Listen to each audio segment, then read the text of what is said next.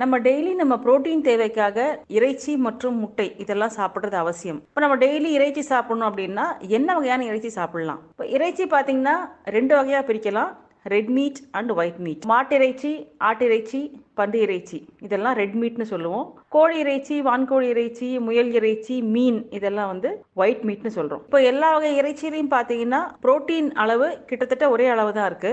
ஆட்டு இறைச்சியிலையும் மாட்டு இறைச்சியிலையும் இரும்பு சத்து, விட்டமின் B12, கொழுப்பு இதெல்லாம் அதிகமா இருக்கு. கோழி இறைச்சியில கொலஸ்ட்ரால் லெவல் கொஞ்சம் அதிகமா இருக்கு.